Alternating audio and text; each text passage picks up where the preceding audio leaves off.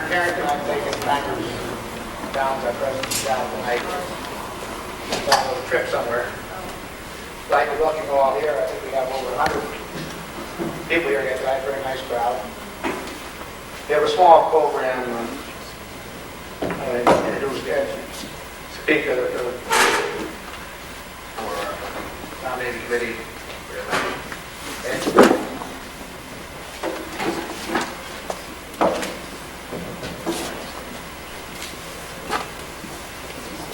Good evening, everyone, and welcome. We've got a few housekeeping matters that we have to take care of first.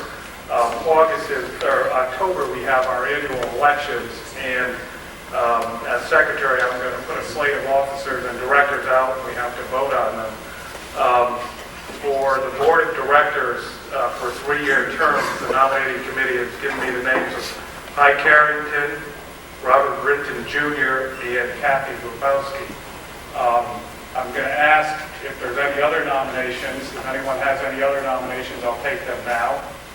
Hearing none, I'm going to ask that. Who are those people? They're all good looking, that's all I can tell you. Hearing no other nominations, all those in favor of Hy Carrington, Robert Brinton Jr., and Kathy Grubowski for the board of directors say aye. Aye. All those opposed say nay. Hearing none, those nominations pass. For the board of directors, for the officers, the nominating committee has given me the names of Eugene Downs, who is the president, to serve for a term of 1 year, Hiram Carrington to serve a term of vice president for 1 year, myself, Edward Sapiga, to serve as secretary for a term of 1 year, and Robert Brinton Jr. to serve as treasurer for a term of 1 year. Are there any other nominations? Hearing none, I'd ask that all those in favor of those individuals for officers say aye. Aye. Any opposed? Thank you very much, everyone.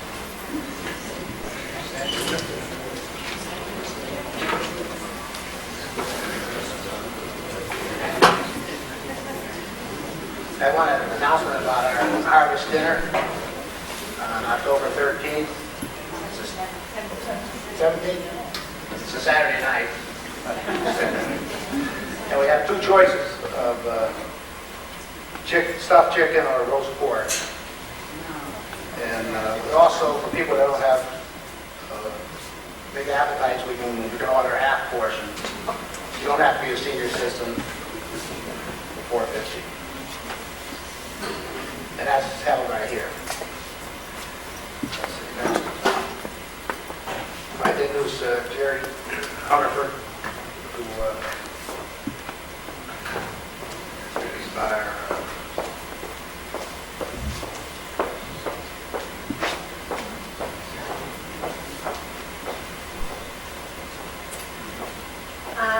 one day, Bob Brinton just happened to mention wouldn't it be nice to have carpeting on the floor in the meeting room in the library of the Historical Society building, and thus was created a committee of 3 volunteers to see about getting this done. And those volunteers were Johnny Barnett, Mary Ann Lincoln Hall, and myself. And we wanted to do something that was going to involve everybody in the Historical Society and the community to get this done. So we came up with 3 fundraising ideas, and one of them is for everyone to be able to buy a piece of the rug. And for a donation of $15, you can buy a little square yard, and your donation will go towards the carpeting of the building. So if you haven't already bought your $15 square and decided where in the building you like it, be sure to do it before you leave.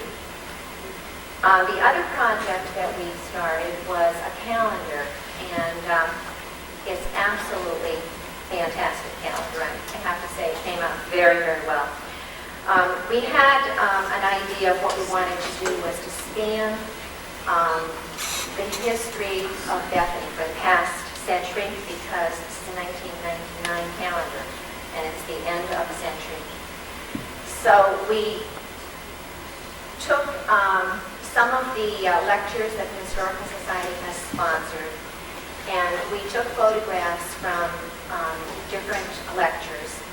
Some of the photographs, most of the photographs were the property of the Historical Society, and a few we were able to glean from people's private collections. And we put them together into a calendar showing then and now scenes that depict a subject at the beginning of the century and then at the end of the century. And I hope you'll look at it and pick one up when you leave. On the cover, we did a barn, which we felt was timeless. That picture on the cover could depict the barn at the beginning of the century or the end of the century. It's hard to tell when it was taken. The calendars are going to be selling for $10 a piece, and there are limited numbers, so make sure you get one for yourself and pick up a couple as gifts. They'll make wonderful gifts. The third project that we're doing to raise money for this carpeting is a bake sale, and we're going to have a town-wide bake sale on Election Day right here at the town hall. So we're asking people to bake and buy. So we'd like to have you volunteer to bake something for the sale, and then when you come to vote on Election Day, be sure to stop by and buy something. And I'm sure everyone is going to want to take part in these fundraisers and help carpet the Historical Society lower level. And please stop by. We have all 3 projects going out here in the hallway, so make sure you sign up for one of them or all 3.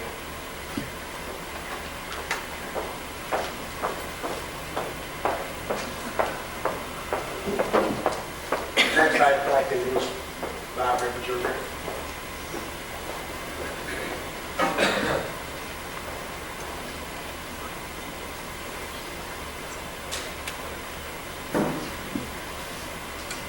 I'd like to thank an individual and a group who contributed to the improvement of the Historical Society building. I'm sure you've noticed in recent months it's improved.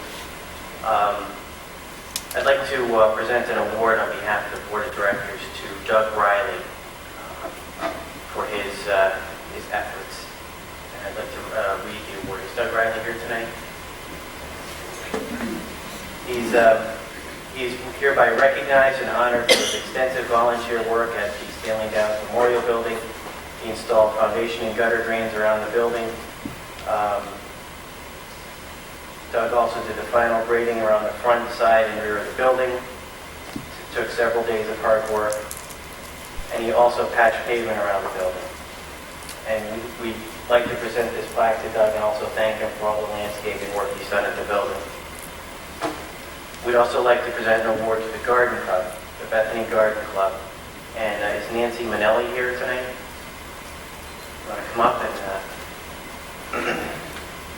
Bethany Garden Club is hereby recognized and honored for their donation and installation of plantings around the Stanley Downs Memorial Building. These plantings provide finishing touches to the 4-year renovation project of the Historical Society headquarters. And I've been by there and it looks beautiful.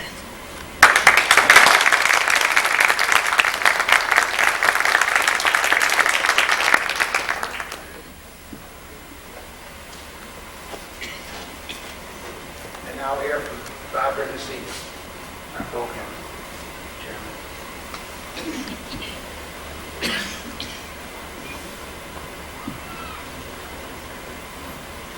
This is not what you think, and it's not for me.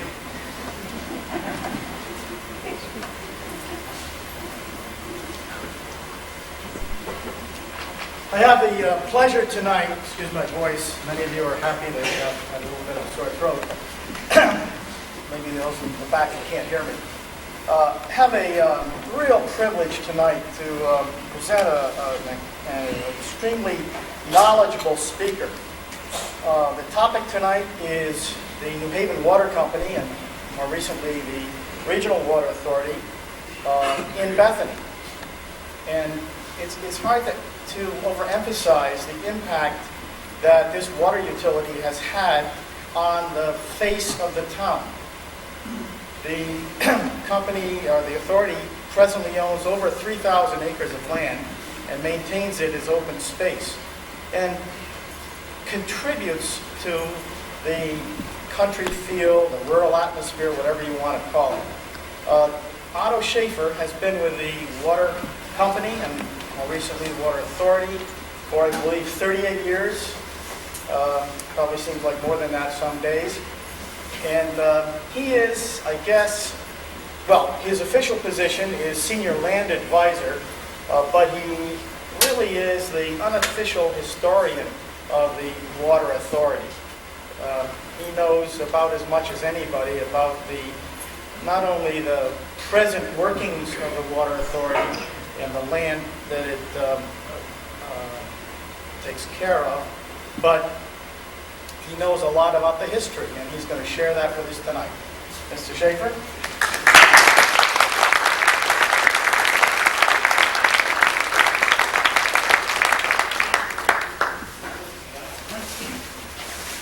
Thank you. I'm truly astonished for such a large group of people to come out on a Friday night to see a slideshow talk. I have to say that when I was in high school, I was coerced by my civics teacher to purchase tickets to a slideshow talks, a series of them, given by different lecturers. And I definitely recall one which was about the beginnings of civilization and bringing it up to the present. And of course, there were stacks and stacks of slide trays. Well, I figured, let's see, civilization, that goes back about maybe 5,000-6,000 years, so that's not so bad. But I was really, really distressed, though, when he really went back to the ball of gas. So I promise we won't go back to the ball of gas. We'll try to start with about the 1870s.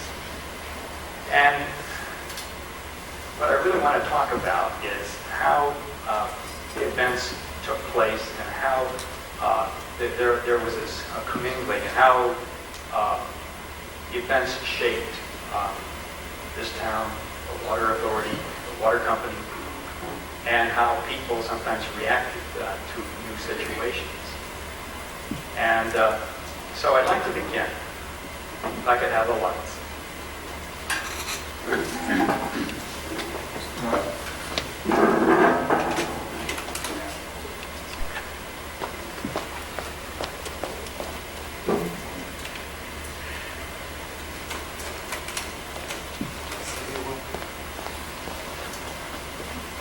This probably was a typical scene in Bethany and a lot of towns in the 1870s.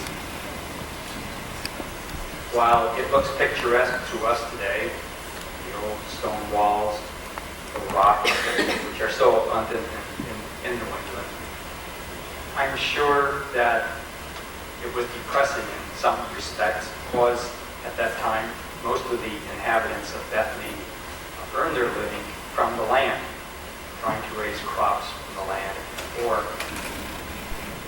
utilizing the resources, the energy resources, which was flowing water, which is also abundant in New England and also in Bethany, for manufacturing, but primarily for converting some of the natural resources such as timber into lumber, grain grown by farmers into wheat and other cereals.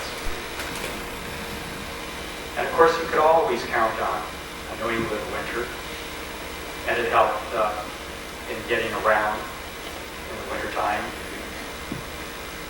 And of course, some of the scenes here are familiar. These ridges probably were a whole lot more visible in the 1800s than they are today.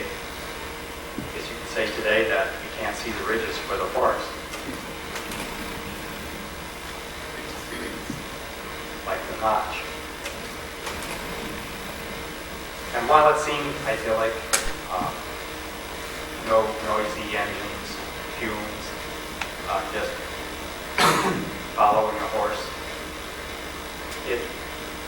this picture disguises somewhat some of the other rigors, though, that were faced by families and other parts of New England.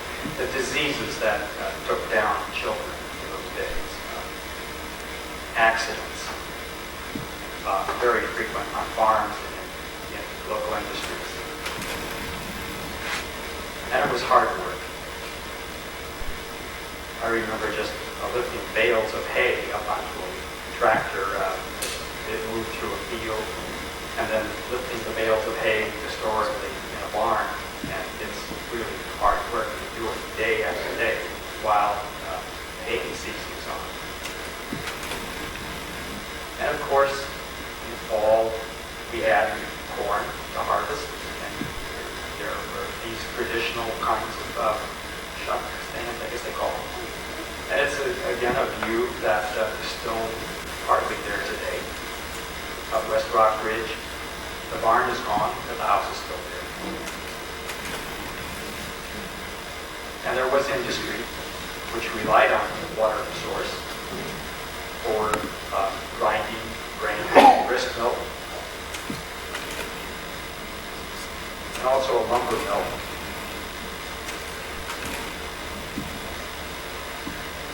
And the remains of this, of course, are still here in town, but all of the buildings have long since been torn down. And while you could always enjoy the clean smell of sawn lumber and hear the whine of the saw, nevertheless, even tragedy accompanied some of these enterprises. As I understand it, a child lost his life drowning in the mill pond, and a younger lad working the mill got caught in the machinery. So it wasn't at all what we like to think of as being an idyllic life, and it's somehow gone and lost as time marches on. And the Hoadley Mills weren't the only mills. There was also the small mill on the lower part of the street just above. But at about the time of this photograph would have been late waters newly constructed. Of course, another way of raising a living from the land was to make charcoal. The grass mill industries coming in and operating at a demand for charcoal. And it was cold, dirty work, and I have to believe that it was also very injurious to workmen's health. And all of your hard work could literally go up, not in smoke, but in flames, if you didn't mind the charcoal burning process. And coming up to around the turn of the century, communications now became more common. And although they were quite rudimentary, and to see a lot of poles with many wires strung on them. Also, around the turn of the century,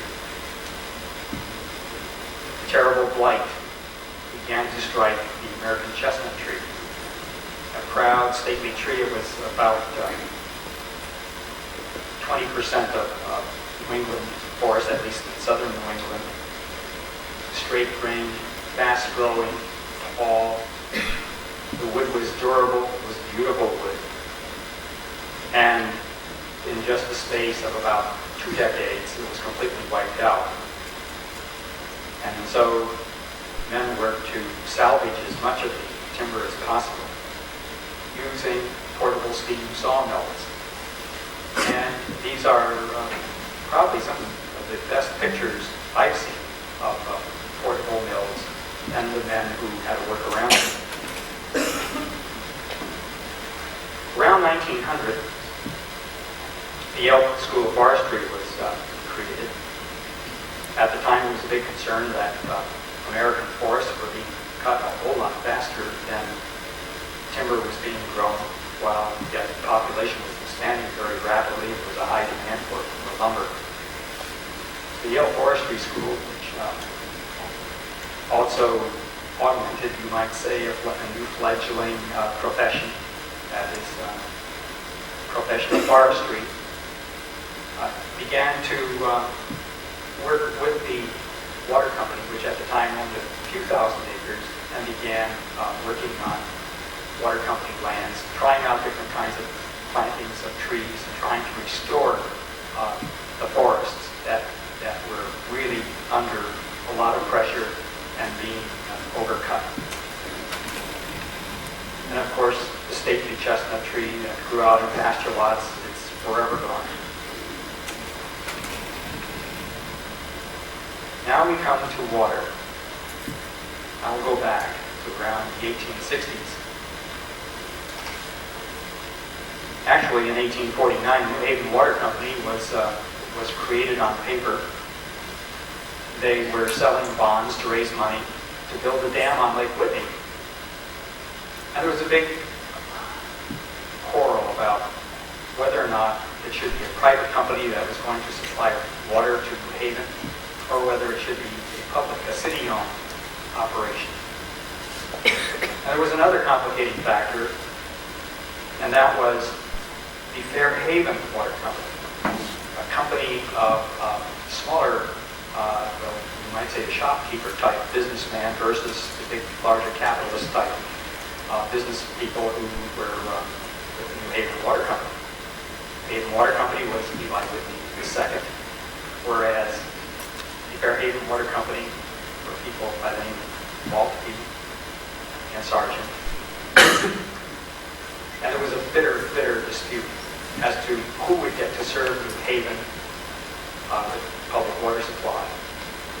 And it meant fighting this battle out in the legislature, because it was the legislature that gave the charter rights, the right to serve an area. And there were many papers and handouts, surreptitiously in some respects, that said the meanest things about Eli Whitney.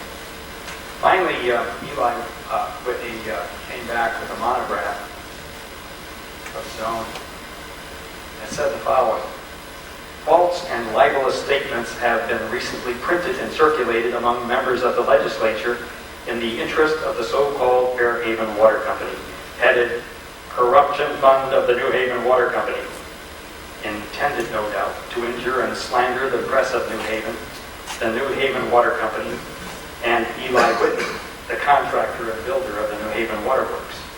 Printed without signature, but obviously published by some sneak who had not the manhood to give his name.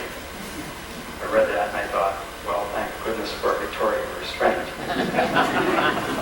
So it was, of course, both companies actually operated for a while, not in direct competition.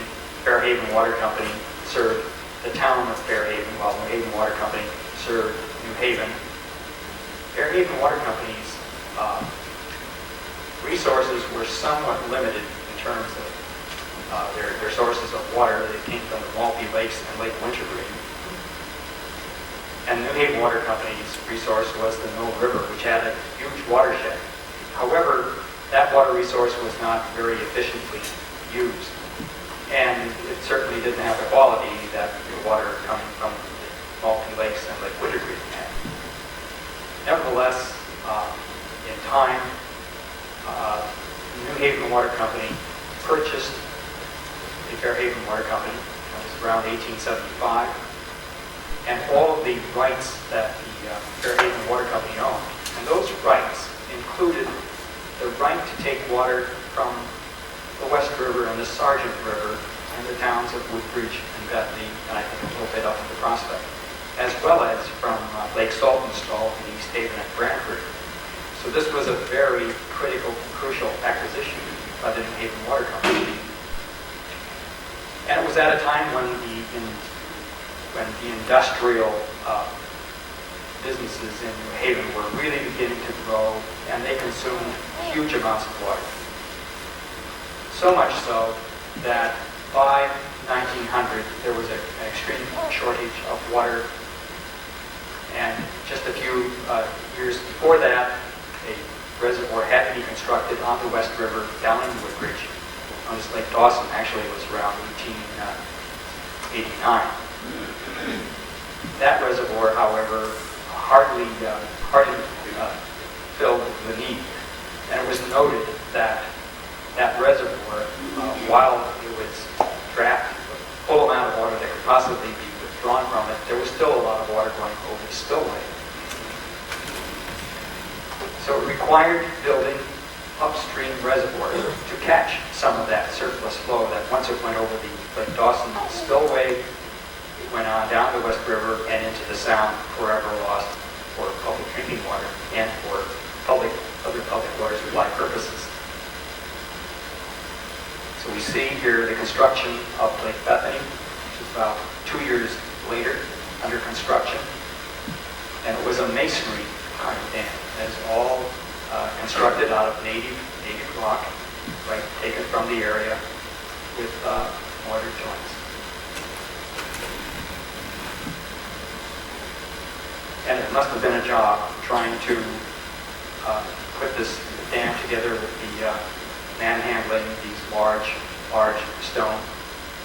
The contract for Lake Bethany Dam was on one page, handwritten. C.W. Blakesley and Sons. And at the same time, or just about the same time, that Lake Bethany was being constructed, again for the purpose of capturing all of the winter and spring runoff so that it wouldn't escape over the Dawson Dam. Another dam of a similar kind, but constructed of earth, was at Lake Chamberlain. And while I don't have any pictures of that particular dam being constructed, at the time it covered just an area of about 35 acres, whereas Lake Bethany was a monster lake. In comparison, it was about 105 acres with, I believe, around 500 million gallons of water in storage. Just a side note about Mr. Dawson, the president of the New Haven Water Company. He was president from around 1867 till 1894, 2 years after this marker was placed on the dam. You might say he had a little different view about customer service and listening to customer needs. Back in the 1870s and 1880s, the Mill River, following a major rainstorm, would turn very muddy. And of course, there was no filter plant. Matter of fact, there was no treatment of any kind. People were getting sick drinking the water. Folks didn't know exactly why. Just the germ theory, the pasteur was beginning to get a handle on some of these things. But Mr. Dawson was being criticized in the press and by a lot of letters from his customers and consumers, saying that the water is dirty, it smells awful, it tastes terrible, we can't drink it, and even the horses won't drink it. And of course, Mr. Dawson replied in typical fashion of the time, "I don't know what you're talking about. This is the cleanest, purest water in all of the United States." He said so, well, I guess it must be so. With the passage of time, and with the water company now faced with typhoid epidemics, which were beginning to take place and found and traced, of all places, into the West River system around 1901, the landscape really started to change because the water company now began to buy a lot of watershed land. They needed to in order to protect the water supply. Bear in mind that there was no disinfection of water. Whatever came into the reservoir, that's what went into the pipe, that's what went into the faucet, and whatever was in the water, you drank it. I guess it was kind of like rushing into the hood. But going back to 1900, with Yale School of Forestry, working in cooperation with the water company, we developed a plan for planting a lot of these farm fields with pine trees, pine seedlings. I mean, there were 4 or 5 inches tall. Red pine would be planted in fields with the densest sod. Red pine was a seedling that could struggle and survive against field grass, whereas white pine had a little more trouble there, so they would plant it in fields where the grass was more sparse, less competition. So we began to see the landscape gradually change from open fields to pasture lands with little seedlings growing on them that in not too many years would be 75, 80 feet tall. Well, going ahead in time of we did, Lake Bethany Dam needed reworking. It was found that the masonry leaked a lot, and there was a concern about the stability of the dam. So a 4-foot concrete wall was constructed against the original face of the dam. And this is a typical picture of construction equipment of that era. We're still relying a lot on steam. This is a steam donkey, as they called it. Out on the west coast, it would have been used to raise logs up steep slopes. Up here it was used to raise rock and construction materials from the floor of the reservoir. And on site was a cement concrete plant, also a crusher, a rock crusher to crush the rock that was so abundant here, and little tram cars bringing the concrete over to the dams or to be poured into the forms. There were other changes taking place as well. And it was in the system of the water company. A lot more people were beginning to move to the city, and as low-lying areas became overcrowded, people began to build houses on higher land, which meant either building pumping stations to pump the water up to serve these new residential areas, or to build reservoirs at higher elevations or utilize reservoirs that were at higher elevations to bring water to these new places.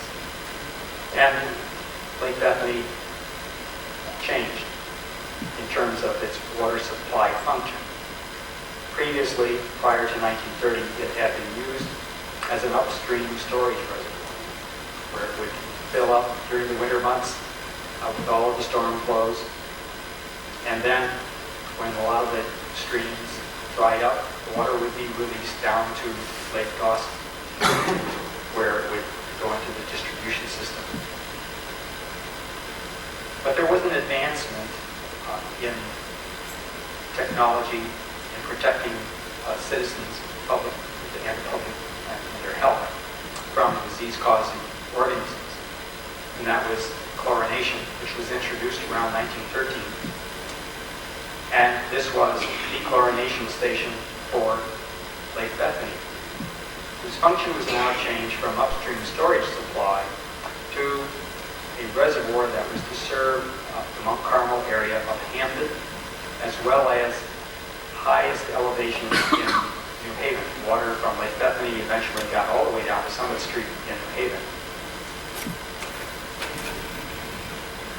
This was an old chlorinator, a Wallace and Tiernan type, and it was rather interesting, making sure that disinfection of water would be continuous and would not break down due to any storm event, because they didn't like to rely on electricity. Certainly backup generators and their ability to start up on instant demand, that kind of technology simply wasn't around, or if it was around, it wasn't very reliable. So what they relied on were special pumps called Ross pumps, which used the flow of water in the pipes to boost the pressure of the chlorinator so that pressure in the chlorinator was about 3 times the pressure in the water main. And in that way, chlorine could be dissolved in the water. The only trouble with this particular method is that it wasted about 200,000 gallons of water a day. Now that, here it wasn't a waste because the water would flow downstream to Lake Watrous and Lake Dawson. But in other reservoirs, that was water that was lost. But nevertheless, during the 1938 hurricane, these things continued to function, and there was never any problem with protecting public health. In order to get water over to Mount Carmel, a water main was laid down towards Downs Road, and then cutting over Downs Road and out through the Notch, and eventually on over to West Todd Street in that area, and to get over to Whitney Avenue and Handle. And definitely the landscape is a-changing. Energy requirements created a big change in the landscape with the power lines going in, besides the dam and the reservoir. And the other major impact on the landscape now was the height to which a lot of these little seedling trees were now growing. Here from the air, you can see rows of these trees. They have closed in. They were planted about on the average of 6 by 6. And while a lot of the trees die because they're through the natural thinning process, you can still see the rows of trees in what still are called plantations. And Lake Bethany was completely reworked. The spillway was enlarged to pass storm flows safely. And still in the early 1930s, you could see Lake Bethany from roadsides, which today you just get a fleeting glimpse, possibly through the trees after the leaves have fallen, or possibly through a small clearing. And farming still continued, and probably was still the predominant use through the 1930s. There was another effect of the water companies coming into Bethany. Swimming in the old swimming hole was now verboten. It was within 2 miles of the reservoir. The State Health Department, which was organized in around 1895, now had a lot of power, and health department officers, together with water company employees, began walking over the watersheds looking for violations of this sort. So it was, I guess, a challenge for a lot of children, and I guess adults too, to sneak out to the reservoir, take a dip at night, or just to be on water company's land. Of course, we saw more mechanization take place through that time. And that brought us up to World War II. We had gotten through World War I without any real threat or perception of threat to water supplies from any enemy action. But I suppose when it was reported that a U-boat landed a group of agents on Long Island in the Second World War that were up to the business of sabotage, it woke up America, and certainly woke up everyone to the fact that our water resources were really pretty fragile. As I understand it, this is Mr. Downs, and he was the armed guard. Still maybe a sign or two around that says, beware, no trespassing, armed guard on the premises, and you take your life in your hands, I guess, if you're wandering around here. But these people guarded the dam, so it's at least one person on around the clock, 24 hours throughout the war years. And some other things didn't change.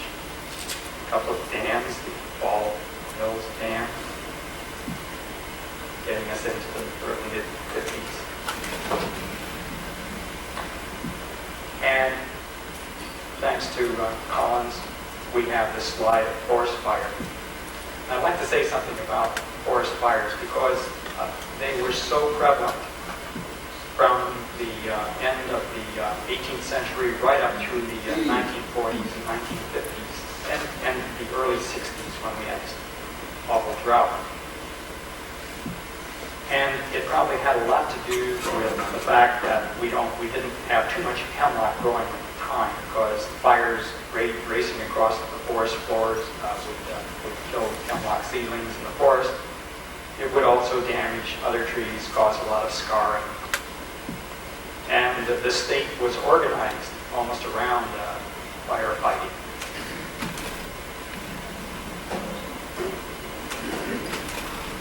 And we had another pest or problem with our forests, the old gypsy moth.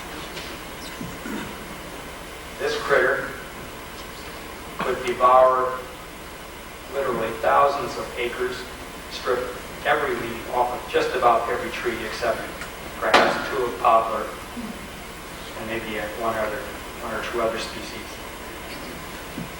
And it would seem to come on around 7-year cycles.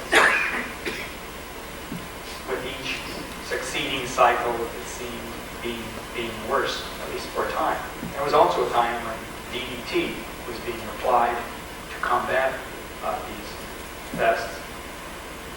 And of course, by 1862, we had Rachel Carson Silent Spring, which warned us about the dangers of widespread use of some of these chemicals.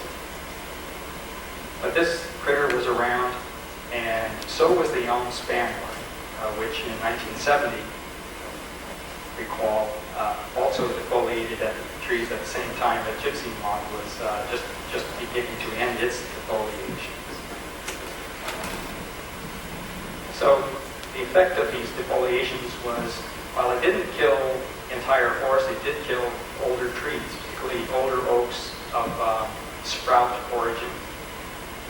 Sprouts coming from the past, cutting practices where as trees got up to about 6 or 8 inches in diameter, they were cut and cut into firewood or wood for firing wood kilns or for making charcoal.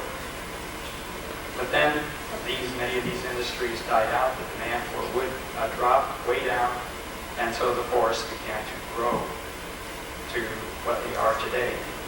With a lot of these old sprout origin type trees dying sooner than trees which had an origin from a seedling, from an acorn. And the landscape continues to change. Instead of open fields, we have now almost 90% of the town now in forest cover. And the 50s brought yet another change. And this was from a photograph in the water company files marked Bethany's subdivision. It was probably one of the earliest or earlier subdivisions coming into town. And that began to change everything, I think, for the town and for the water company as well. And it began to be a little concerned, not so much about the runoff from the streets, but maybe will all the septic tanks work? And of course, that brought demands on town services. School buses now. We've got homes now that might be prone to fire, and so fire departments needed a lot better equipment than they might have had in the past. And definitely, farming was becoming a minority kind of operation in town, where the majority of residents were probably professionals or people who worked in the city and commuted to jobs, but came to enjoy living in the town because of its quaint country type atmosphere. But also, the winters, maybe while they weren't, that it wasn't quaint. It certainly required healing. Back in the 50s, the Governor's Foot Guard had a troop of horses here, and that I think may have inspired other people to see the possibilities with bringing horses in and enjoying them, riding them through the woods. And these scenes that we saw before of Lake Bethany now are beginning to change. More and more trees, bigger trees. But with that change also came change within the city of New Haven itself and its environs. Where during the 50s, there was just a phenomenal residential growth, particularly in the suburbs. And just an astronomical increase in demand for water, for drinking water, particularly for home usage. So even though the water company had constructed the largest reservoir up at that time in south central Connecticut, Lake Large, North Branford, and began constructing yet another reservoir to connect with Lake Large, they had to take a look at Lake Chamberlain, which was about a 35-acre pond at the time, and decided that it too had to be enlarged to provide for water supply for the demands of the greater New Haven area. This was an earthen dam, and all the materials for the dam came from the site. On the west side of the lake, there was a big borrow pit, and the materials were just right, and it was constructed by an engineer who gained a reputation for being an expert in building earthen dams. So today, those of you who enjoy Lake Chamberlain, it's beginning to take shape and look probably somewhat familiar. You can see the borrow pit on the west side of the reservoir. And finally, the finished product, after the scars of the edges of the caused by clearing and scraping of earth, has been planted with pine trees, and now it is now a typical water supply reservoir with coniferous leaf screen around the edges, mowed dam, and service roads around the edges, around the reservoir. And of course, we don't want to forget about Lake Watrous, because a portion of Lake Watrous is also in Bethany. That reservoir was constructed in 1914, and that, at the time, was the largest dam in the New Haven system, but yet it really didn't store a whole lot more water. Lake Watrous and Lake Chamberlain are about equal in size. Down to the and we still, the water company, continue to harvest trees, cordwood, working continuously on improving the forest.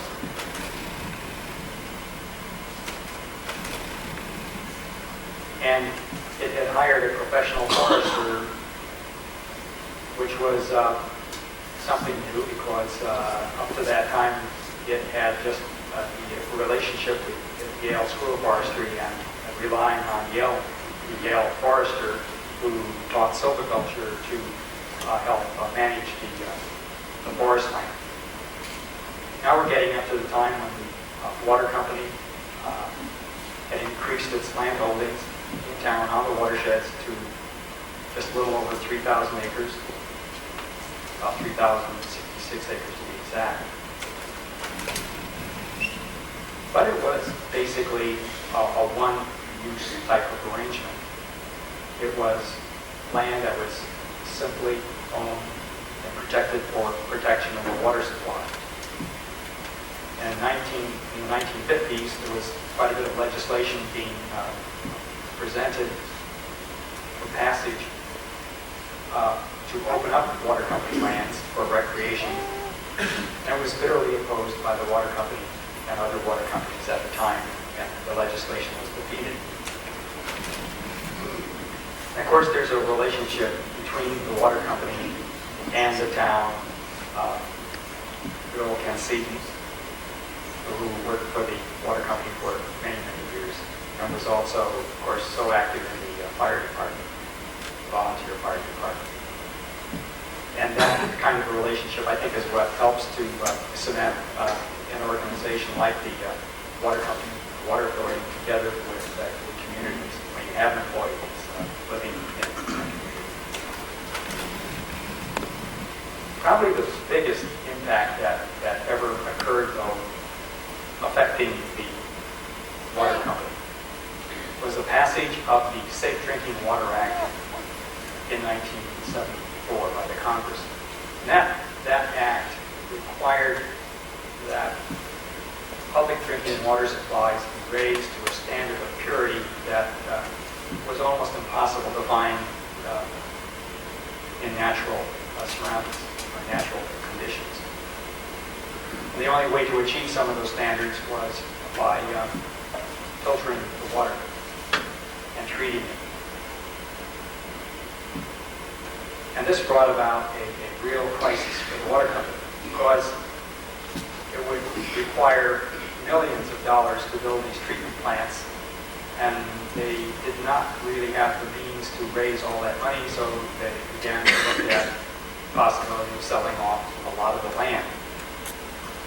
And so in 1972 or 1973, an announcement back when it was clear that the Safe Drinking Water Act would be passed, definitely offered the notion that a lot of land might be sold to help finance building these treatment plants. So West River Treatment Plant was constructed, started by the New Haven Water Company in around 1978-79. And following the announcement of the water company to sell off thousands of acres, it energized the legislature to react. First, it passed new laws protecting water company watershed lands from indiscriminate sale. And it also created a new entity, or allowed a new entity to be created called South Central Connecticut Regional Water Authority by a special act of 1977. And this company or organization, South Central Connecticut Regional Water Authority, in fact, came to be in August of 1980. And everything began to change. The Water Authority was charged by the legislature to develop a land use plan for all of its lands in 2 years of its acquisition of the New Haven Water Company. And it was to become an organization that looked not only towards maintaining public drinking water supplies pure and at reasonable cost, but also to advance the conservation of land and compatible recreational use of its land. We began to see opening up of trails, such as those trails at Lake Bethany, trails and shoreline fishing at Lake Chamberlain, as well as working out arrangements with the Bethany horsemen.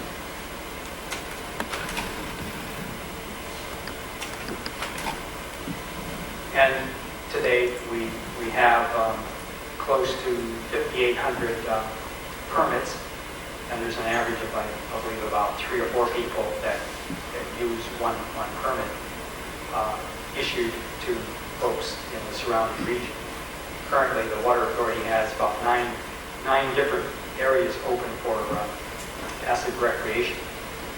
That includes fishing on the shorelines at Lake Chamberlain, fishing at the shorelines of the Maltby Lakes, and fishing from boats at Lake Saltonstall, to even a trial mountain bicycle area out in Genesee Tract out in North Madison.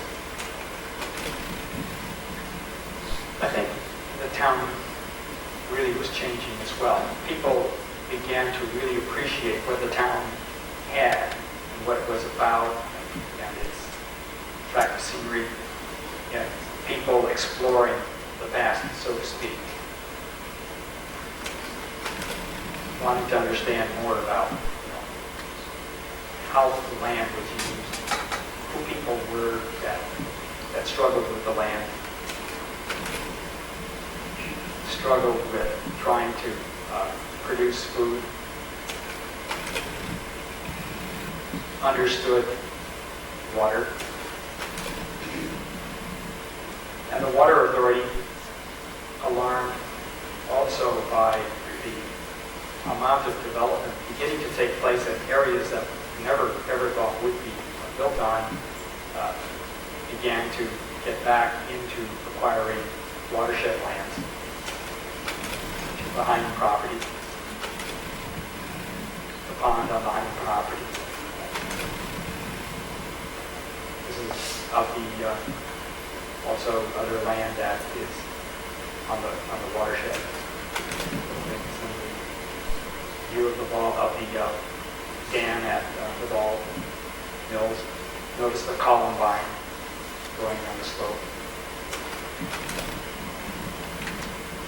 And another important thing that happened in town was formation of land trusts. And land trusts have particularly impacted, helped preserve and help people appreciate the open lands. And certainly the rushing waters of the Sargent River on the Hinman property. Relics of a bygone era when these were farm fields on the Hinman property. I think that's part of an old plow. Another pond on the Hinman property. And a built-up wall, which, remember, used to be all open fields. And a throne wall.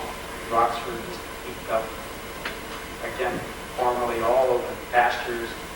Imagine the cows rolling around there, and now it's all good-sized trees. And the reservoir continued. That's one thing that hasn't changed. And certainly the scenery, while it's changed, I think it still as attractive as it was. And we're at that time of the year again where we probably go out and we like to maybe take some time to ourselves and think a little bit about what we have around us and the beauty that is fall at New England and particularly of Bethany. And that concludes my talk.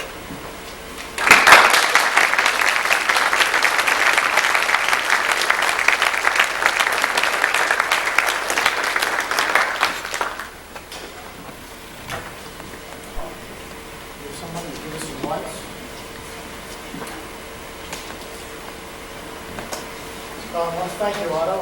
That's going to be a tough act to follow. I think we all learned a good deal about the Water Authority and its impact on Bethany. And looking at the photographs, I want to emphasize the fact that every one of those photographs except the treatment plant in Woodbridge on Lake Dawson, I think, is a Bethany scene, which is pretty remarkable, I think. At this point, can somebody get anybody know where the lights are? Besides me? Coming out? Just stand down. In addition to the photos you saw there, we invite you to take a look up front because many of the photographs, many of the slides that you saw are also found in print form up in front. At this point, I'd like to introduce Sue Welch, a member of the Conservation Commission.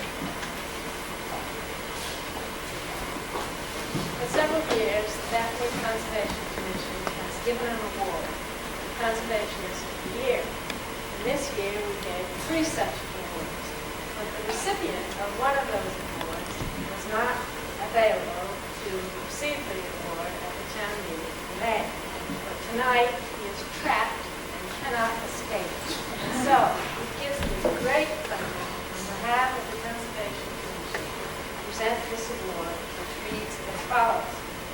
Appreciation of your conscientious stewardship of the South Central Connecticut Regional Water Authority land in Bethany. And it goes obviously to Otto Schaefer.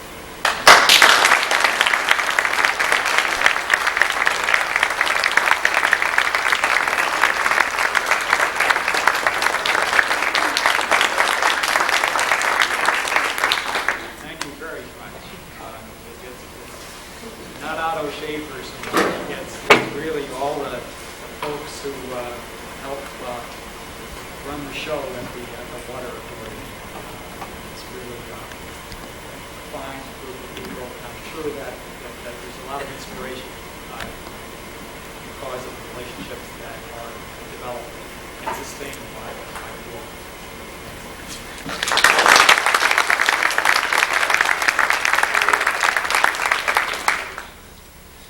And now for a commercial. I want to remind you there are sale items in addition to the 3 fundraisers for the carpeting. We have such items as pens, license plate, surrounds. We have notepads. We have some books on Bethany history.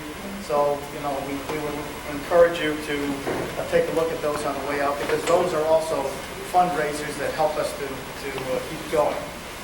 Also available, memberships. If you're not a member, please renew. We're carrying a few of you, and we're sending you notices and things, but we desperately need your membership dues in order to maintain our mailings, because mailings are very expensive. Harvest supper tickets are out there also. Don't forget that. I'm sure I forgot.